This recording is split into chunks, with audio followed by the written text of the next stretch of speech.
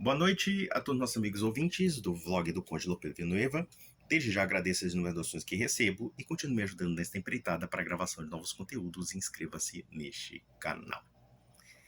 Muitas pessoas me perguntaram a respeito de um sujeito que eu já conheço de longa data, chamado Afonso Vasconcelos, mais conhecido como Ciência da Verdade, que se presta como geofísico a vender cursos de terra plana, como também de teologia estropiada, por assim dizer, querendo dar um verniz judaizante ao cristianismo. Qual seria o primeiro comentário que eu faria a respeito do Sr. Afonso Vasconcelos? Investiguem o histórico dele como acadêmico e vocês verão que ele não é uma pessoa digna de confiança. Eu poderia dizer que o senhor Afonso Vasconcelos é uma pessoa completamente desprovida de confiabilidade. E observem que na internet existem pessoas que gostam de encarar certos personagens como também, claro, eles querem vender uma mercadoria. O terraplanismo foi um modismo porque muitas pessoas acabam formando suas opiniões através do YouTube. E parece que existe uma tendência, né, à espetacularização da informação, em que as pessoas não estabelecem critérios objetivos e muitas vezes essas pessoas acham que a única cultura que elas podem tirar e extrair é a própria internet, e em particular o YouTube. Então é por isso que nós temos pessoas crédulas na Terra plana, o que mostra, inclusive, um baixo quilate intelectual e de formação para falar sobre assuntos de ciência. Mas isso também poderia ir para a teologia, como no caso de uma tendência que eu vejo na internet de querer judaizar o cristianismo, ou de dar um foco ao judaísmo, tanto como uma explicação para a tradição cristã, como até mesmo ser contra a tradição cristã. E isso se reflete no fato de que o Brasil é um país cada vez mais dominado por seitas evangélicas. E essas seitas evangélicas têm dois aspectos que explicam essa tendência judaizante completamente refletida. E eu digo que é refletida porque a tradição judaica, como nós conhecemos hoje, ou pelo menos aquilo que se convencionou chamar judaísmo pós a queda do templo, é uma religião completamente hostil ao cristianismo. E não somente hostil, mas refratária ao cristianismo. Mas por que os evangélicos buscam no judaísmo uma tentativa de autoafirmação, de justificação? Primeiro porque as seitas evangélicas refletem muito a ruptura completa da tradição cristã. Na verdade, são pessoas que criam determinadas seitas a partir do nada e parecem que 2 mil anos de história não existem. Então, eles simplesmente se desvinculam totalmente da tradição cristã. E isso causa até um efeito, um rebuliço, porque, na verdade, até protestantes reformados ou então luteranos têm uma visão bastante negativa desses grupos, dessas facções. Mas só que, claro, mas isso é uma tendência da própria reforma protestante, porque se nós analisarmos historicamente, a reforma protestante foi completamente desconstitucionista e demolidora da cristandade. E não só da cristandade, mas também dos próprios dogmas cristãos. Quer dizer, que surge a partir do luteranismo, e depois você tem o calvinismo, você tem os anabatistas, você tem os anglicanos, e assim sucessivamente. Quer dizer, há uma tendência à fragmentação teológica do cristianismo, e não somente teológica, como também institucional, cultural e etc. E o Brasil, que até então era um país católico, né, hoje, por conta da influência protestante, nós vemos também uma desconstrução completa do cristianismo. E não somente a desconstrução, como também uma tentativa de apagar o passado cristão. Como muitos evangélicos acham que a tradição cristã é pagã, a tradição cristã é refratária ao que eles pensam, então eles precisam judaizar. Porque eles precisam inventar um passado que não existe. E baseado, inclusive, numa tradição religiosa que rejeitou o cristianismo. Basicamente isso.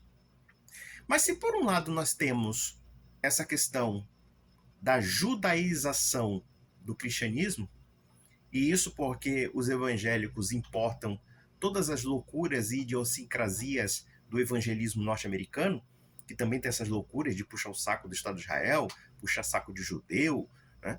Existem mais cristãos evangélicos sionistas do que propriamente judeus sionistas nos Estados Unidos, né?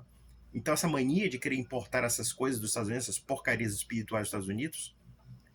Mas por outro lado também, o judaísmo, ou pelo menos a retórica judaizante, pode ser usada até mesmo para atacar o cristianismo. Vejam, por exemplo, alguns tipos ateus que se utilizam dos argumentos judaicos para negar a messianidade de Cristo. E não só a messianidade de Cristo, mas também até para afirmar que Jesus Cristo seria uma criação romana, ou uma criação pagã, propriamente dita. Esses argumentos são extraídos dos judeus. E os judeus inventam os piores argumentos para atacar a messianidade de Jesus Cristo. Até porque os judeus agem como se fosse uma seita. E nesse aspecto, os protestantes e os judeus são muito parecidos. Observem, por exemplo, os ataques que nós observamos hoje ao Natal. Nos anos 80, eu não via na TV, eu estou falando quando era criança, eu não via na TV algo como Jesus Cristo não nasceu no dia 25 de dezembro. E os evangélicos, colaborando com uma tendência judaizante e colaborando inclusive para a demolição do cristianismo, soltam teorias estapafúrdias sobre o Natal. E veja que esse ressentimento anti-Natal provém do protestantismo americano. Porque durante muitos anos, se não séculos, os americanos não comemoravam o Natal por causa da influência puritana. E que provém do calvinismo. Ou pelo menos dos ramos mais radicais do calvinismo. E vejam que se o judaísmo age como uma seita, o calvinismo não é diferente. Por quê? Uma das características primordiais da seita é elas serem exclusivistas. Então, por exemplo, observe o caso dos judeus. Eu vi muitos rabinos afirmando claramente que, olha, nós não convertemos ninguém porque nós respeitamos todo mundo, blá blá blá. Esse papo furado todo. Mentira. Na verdade, não é por causa disso. É porque o judeu, ele tem um sentimento étnico, um sentimento racial e um sentimento religioso de exclusivismo. E nesse ponto, eles agem como uma seita. O calvinismo não era muito diferente, não. Principalmente quando eles chegaram nos Estados Unidos, ou nas 13 colônias, né, quando eles fundaram as colônias, que depois geraram as 13 colônias e posteriormente geraram os Estados Unidos, eles também tinham um sentimento exclusivista. E não somente exclusivista, até mesmo racista. Racista contra os negros, racista contra os indígenas e assim sucessivamente. Então veja que o calvinismo e o judaísmo têm sentimentos muito parecidos de exclusivismos. Mas a nossa sociedade não é, ou pelo menos não se formou no calvinismo, se formou no catolicismo. Se formou numa fé que é universalista. Quando o católico deseja a conversão de todas as nações, é justamente porque nós nos recusamos a ser exclusivistas. O nosso Deus não foi feito somente para nós, foi feito para todos. Deus quer a salvação de todos, e não dos calvinistas eleitos ou dos judeus do povo eleito. Se existe uma coisa característica da Península Ibérica, cuja tradição cultural nós herdamos, é o universalismo. O universalismo que pegou em armas contra o Islã, que é uma religião fatalista, que é a religião da submissão. E neste ponto, um traço que é muito característico dos povos ibéricos é a iniciativa, é a ideia de que você obedece porque você quer, baseado em relações de família, de parentesco, enfim, né? Relações ligadas ao que é um personalismo. E por outro lado, a Península Ibérica também rejeitou o judaísmo. E rejeitou o judaísmo por quê? Porque o judaísmo é exclusivista. O judaísmo, no fundo, é uma seita sectária. E é uma seita de várias subdivisões, porque, claro, não existe um judaísmo ortodoxo, porque quando o judeu se autonomeia ortodoxo, é porque ele segue um ramo que se tornou majoritário no judaísmo, que é o judaísmo dos fariseus, o judaísmo talmúdico, o judaísmo dos doutores da lei hebraica. Mas o próprio judaísmo, na sua configuração, não tem necessariamente uma concepção de ortodoxia.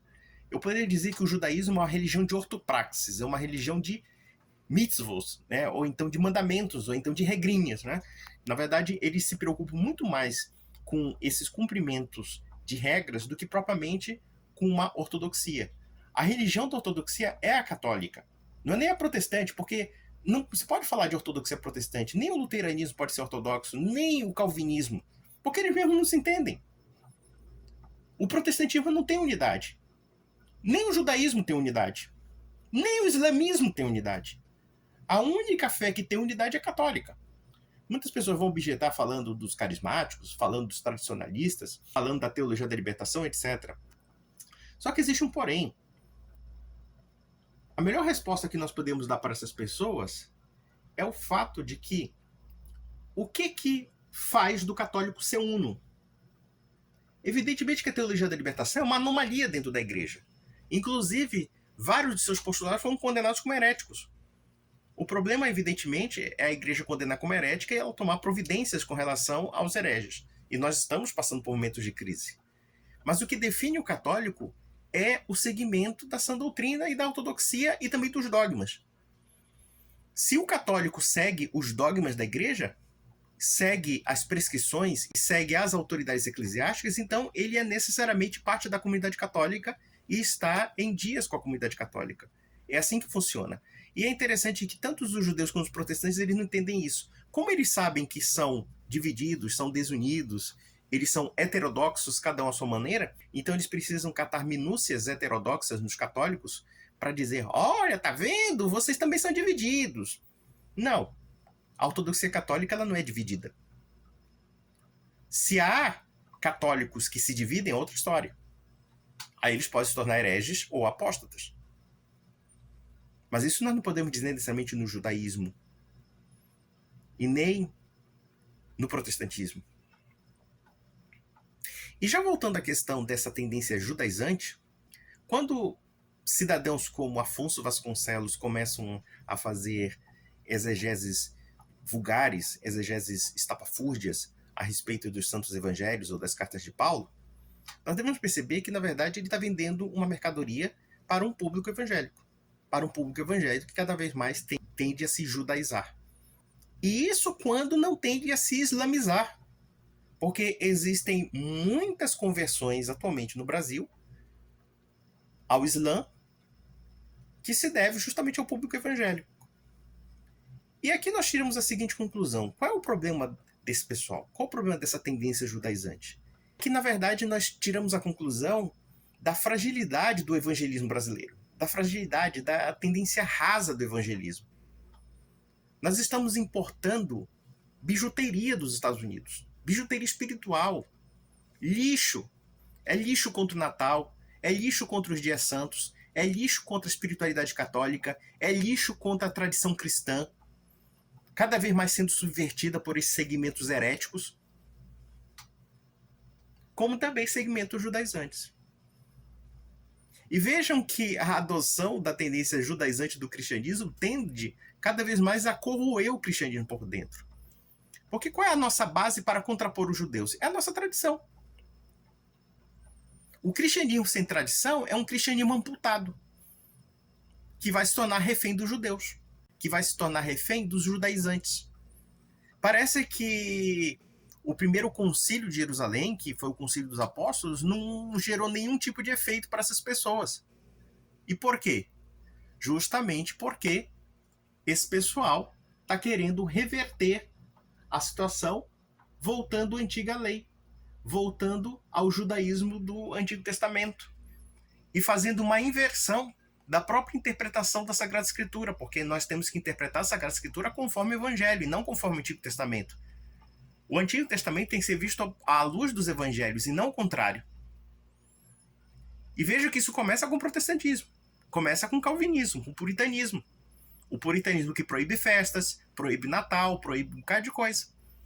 E todo esse discurso desses evangélicos aí, que falam que o Natal não foi no dia 25, como, por exemplo, aquele pastor adventista, Rodrigo Silva, aquele bobão do Iago Martins, enfim, não foi em setembro, foi nisso, foi aquilo. Quer dizer, é uma palhaçada tremenda. Por quê? Porque ele segue a tradição americana que um dia renegou o Natal, que um dia renegou a festividade do Nosso Senhor. E fica puxando o saco de um bando de judeus aí, estapafúrdios, rabinos que não entendem porcaria nenhuma de cristianismo e que, claro, eles soltam a bateria contra nós. Porque os judeus praticantes não gostam do cristianismo. Eles têm inúmeros impropérios contra o cristianismo. E mesmo assim, esses protestantes ficam acanhados quando chega um judeu, porque eles denunciam a tradição antissemita da Igreja Católica, a tradição antissemita. Claro, eles são filosemitas, eles são filos-judaicos, não? E filos-judaicos no sentido até pleno da palavra, que pode até comprometer a fé cristã. E evidentemente romantizam uma visão judaica que não existe. Como se os judeus também não tivessem bronca com os cristãos, não insultassem os cristãos, e até mesmo quando tiveram chance de perseguições, eles não perseguiram os cristãos. Claro que perseguiram.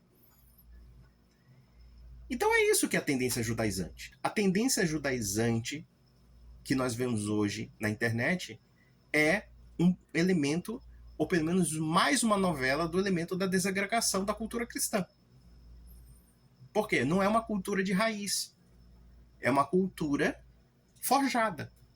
É uma cultura fictícia. Tanto é verdade que agora nós vemos aí judeus vendendo cursos da cabala. Estão querendo ganhar dinheiro, né, com isso, com essa onda. E você pode ter certeza, o público evangélico vai aderir ao esoterismo judaico, não tenho a menor dúvida disso. Falta consistência, falta substância no protestantismo. E a única religião que tem substância para combater os judaizantes é a Igreja Católica. Porque a Igreja Católica tem uma tradição para dizer, vocês estão errados. Ela tem uma tradição para dizer que o Afonso Ciência da Verdade é um picareta.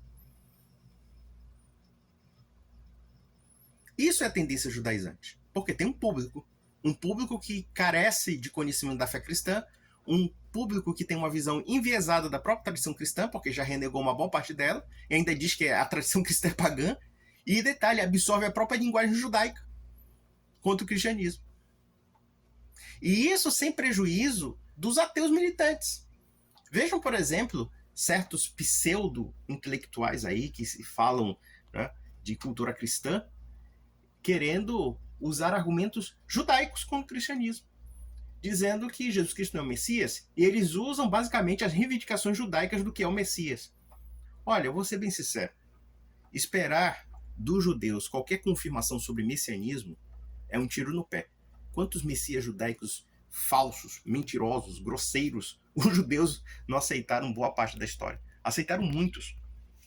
Passaram vergonha. Vergonha. O judeu está para o messianismo como o adventista está para o fim do mundo. Passaram vergonha. Com todo o respeito à comunidade judaica. Não tem nada contra o judeu, pessoalmente falando. Mas é claro, como católico, como cristão, eu discordo do judaísmo. Da mesma forma que os judeus discordam do cristianismo. Então, 2 pesos e 2 medidas. Mas é isso. A tendência judaizante é um reflexo da personalidade que também está vigorando no país. Ou seja, da mudança da configuração religiosa do povo brasileiro, da configuração espiritual do povo brasileiro.